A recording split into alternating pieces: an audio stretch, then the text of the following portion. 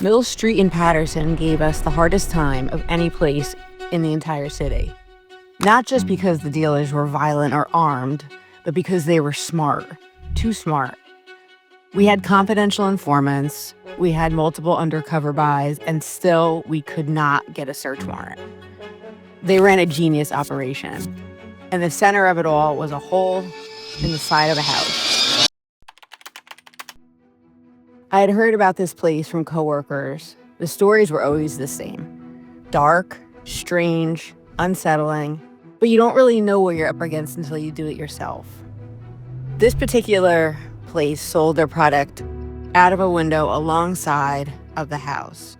Except it really wasn't a window. It was more of just a hole. So there was no description of the dealer because you never got to see his face or her face. You only felt a hand. You handed your money to the hand. That was it. No words, no eye contact, just random fingers in the dark. And now it was my turn.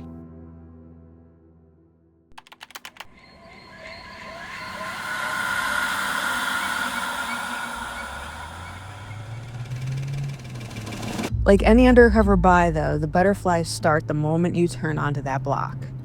That's normal, though. Nerves keep you alive, I believe. I pulled up in my gray Mustang and I parked right in front of the house. But that night, getting out of the car seemed more of a chore than usual.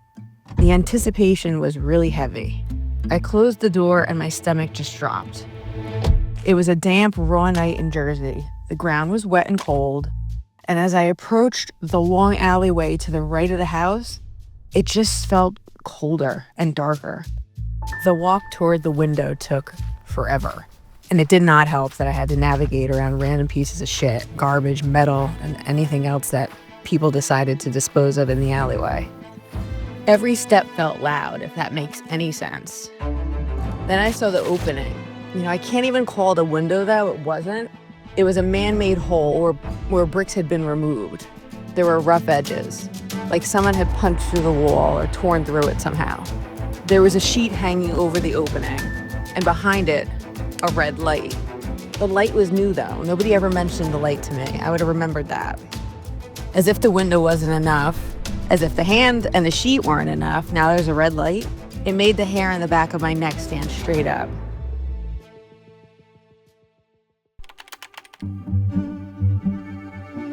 As instructed, I had the money in my hand. I said nothing. I reached behind the sheet. I felt a hand take it from me. Nothing. No words, no sound, just a drip of water somewhere in the alley. So maybe a minute went by, or maybe longer. Time actually stopped working for me at that moment. Then the curtains moved slightly. I put my hand back in the hole, and I felt a small plastic object being placed in my hand. I couldn't move my hand out of there fast enough. This was one of the most vulnerable feelings I've ever had in my life. I can't explain how out of control I felt. Not knowing what was on the other side of that curtain and not knowing who was touching me.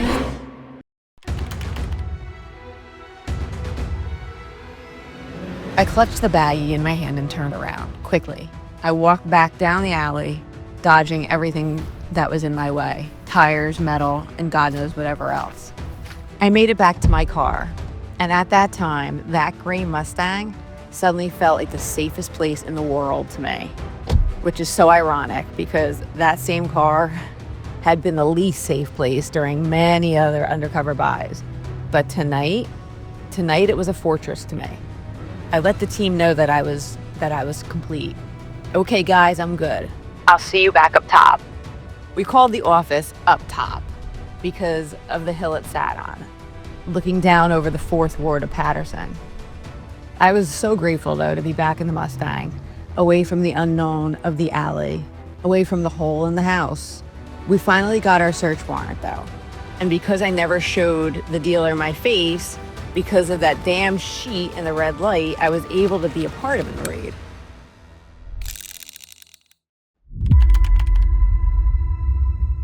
I'll never forget the utter filth of that place. Mice, roaches everywhere. There was random cushions all over the floor. Needles, pipes, the smell of just filth and decay. It's so bizarre to me that I had the perspective change when I was on the other side. The inside looking out versus the outside looking in. After the dealer was in handcuffs, trust me when I tell you, it was dark and it was creepy.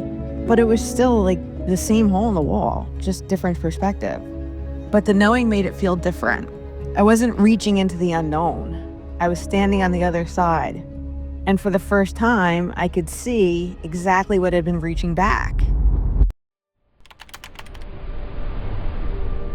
That house on Mill Street is gone now. Or maybe it's still there. I don't know. I don't go looking for it. I rarely think about the house. But sometimes in a damp fall night, I think about that hand. I think about the hand, the red light, that feeling of reaching into absolute darkness and trusting that what came back was not going to kill you. Undercover work isn't gunfights and car chases. Most of the time, it's just you, an alley, and a hole in a wall.